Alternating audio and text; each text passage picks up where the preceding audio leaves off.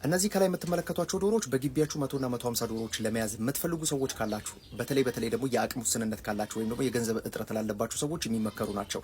እነዚህ ዶሮዎች ግን ከ150 ወይም ደግሞ ከ200 ዶሮ በላይ መያዝ አክሳሪ የሚሆንበትም አጋጣሚ አለ። ይሄ ማለት እንግዲህ እነዚህ ዶሮዎች የሚበሉት እንቁላል ወይም ደግሞ የሚመገቡት መኖ ወደ ወጪ ስናስተያየው ወይም ደግሞ አንድ እንቁላል ለማምረት ምን ያክል ሂሳብ ይፈጅባቸዋል የሚለውን ሂሳብ ስንሰራ ወደ 12 ብር የሚጠጋ 12 ብር ከ52 ሳንቲም ገደማ የሚጠጋ ወጪ አለባቸው። ከሌሎቹ ሃይብሪዶቹ ጋር ስናነጻጽር ወይም ደግሞ በኮሜርሻል መልኩ 1000 2000 የምታያቸው ሌሎች አይነት ዝርያዎች አሉ። እነሱን ደግሞ ስንመለከት ወደ 8 ብር ገደማ ሊፈጅባችሁ ይችላል። አሁን ባለው ሂሳብ 8 ብር ከ25 ገደማ ሊፈጅባችሁ ይችላል።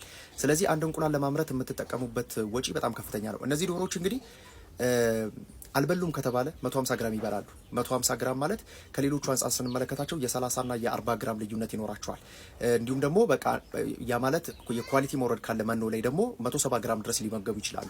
ከባድ ዝርያዎች ናቸው። በነገራችን ላይ እነዚህ ዶሮዎች ግዙፍ ናቸው። ብዙ በልተው ትንሽ እንቁላል መጣል የሚችሉ አይነት ዶሮዎች ናቸው። ከባድ ዝርያዎች ናቸው። ከሌሎቹ አንጻር ስንመለከት የቦዲ ዌታቸው በጣም ከፍተኛ ነው።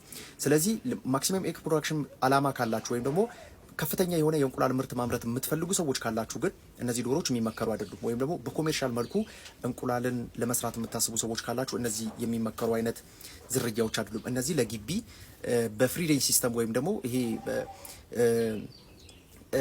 ሪስክን የምትፈሩ ሰዎች ካላችሁ ወይም ደግሞ ቀለል ያለ ስራ የምትፈልጉ ሰዎች ካላችሁ በትንሽ ቦታ ለቃችሁ ማርባት የምትፈልጉ ሰዎች ካላችሁ በጣም የሚመከሩ ዝርያዎች ናቸው። እነዚህ የወደፊቱን እንግዲህ አበሻ ዶሮዎችን ጥረግርግ አድርገው አውጥተው እነዚህ የሚተኩ ናቸው የሚሆኑት። በእነዚህ ዱዋል ፐርፐዝ ናቸው፣ ለእንቁላልም ለስጋም ይሆናሉ። በእርግጥ ስለዚህ በግቢ ለመስራት የምትፈልጉ እነዚህ ውጤታማ ናቸው። ክትባት በሌለባቸው የተመጣጠነ መኖ በማታገኙበት ቦታ ላይ የበሽታ የመከላከል አቅማቸው በጣም ምርጥ የሚባል ነው። ስለዚህ እንደነዚህ አይነት ቀለል ያለ ስራ የምትፈልጉ ካላችሁ ወይም ደግሞ ዶሮ እርባታ መስራት ፈልጋለሁ ግን ፈራለሁ ለምትሉ ሰዎች በጣም ምርጥ የሚባሉ ናቸው እነዚህ ዶሮዎች ማለት ነው። ስለዚህ በእነዚህ ዶሮዎች መስራት ትችላላችሁ።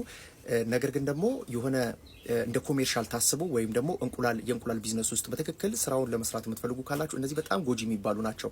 በአመታዊ እንቁላላቸው ብንመለከት ከዚህ በተጨማሪ ወደ እንቁላል ምርት ለመጀመር ወይም ደግሞ እንቁላልን ከተፈለፈሉበት ጊዜ ጀምሮ ወደ እንቁላል ምርት ለመግባት ራሱ እነዚህኞቹ ከሌሎቹ የአንድ ወር ከ15 ቀን የአንድ ወር ገደማ በትንሹ ይዘገያሉ ማለት ነው። ይሄ ሁሉ ፊድ ኮስታችንን ሰማይ ያስነካብናል ማለት ነው። ስለዚህ ከዚህ ጋር ተያይዞ እነዚህ የሚመከሩ አይደሉም። ከዚህ በተጨማሪ ታዲያ ማወቅ የሚገባን ነገር ምንድነው? እነዚህ ዶሮዎች ሌላው ጉዳይ ምንድነው? እነዚህ ዶሮዎች ማለት እንግዲህ እነዚህ ሁለቱ አንድ ላይ ተደምረው ሌላ እንቁላል ጣይ የሚጥለውን ያክል እንቁላል መጣል አይችሉም። እንዳልኳችሁ በጣም ዝቅተኛ ስለሆነ ማለት ነው። ስለዚህ አንድ ሌላ እንቁላል ጣይ እነዚህ ሁለት ልትሆን ትችላለች ማለት ነው። በእንደዚህ አይነት መልኩ ብታስቧቸው በጣም የተሻለ ነው። ስለዚህ ከዚህ ጋር ተያይዞ እነዚህን ተሸውደው የሚያስገቡ ሰዎች ይኖራሉ፣ የሚደርሱኝ አይነት መልእክቶች ይኖራሉና እንዴት ላርጋቸው እነዚህ ዶሮዎች እንቁላል ምንም እያየው አይደለም የሚሉ ሰዎች አላ ከኛ ከምንናገረው ኢንፎርሜሽን በጣም የራቅ አይነት ይሆንባቸዋል። ዝርያ ማወቅ በጣም አስፈላጊ ነው። እነዚህ ዱዋሎች ናቸው፣ ጥምር ጥቅም ያላቸው የሚባሉ ማለት ነው። ለስጋም ለእንቁላልም ለአንድ ፐርፐዝ ብቻ አይደለም የተቋቋሙት። ስለዚህ ፕሮዳክቲቪቲያቸው በጣም ያነሰ ነው ማለት ነው። ስለዚህ አጣርታችሁ ብታስገቡ በጣም የተሻለ ነው የሚሆነው። እነዚህ ዶሮዎች ለግቢ በልክ የሀበሻ ዶሮ የምትሰሩበት አይነት መንገድ በነገራችን ላይ የእንቁላሉ ቴስት ራሱ የዛን ያክል ለምን ፍሪ ሬንጅ ሲስተም ስለምንጠቀም ያ ማለት አትክልት ውስጥ ጓሮ አትክልት ውስጥ ተለቀው ወይም ግቢ ውስጥ ተለቀው በጭሮሽ መልኩ የምናረባቸው ስለሆኑ ያን አይነት ቴስት ማምጣት ይችላሉ ማለት ነው። ሰላም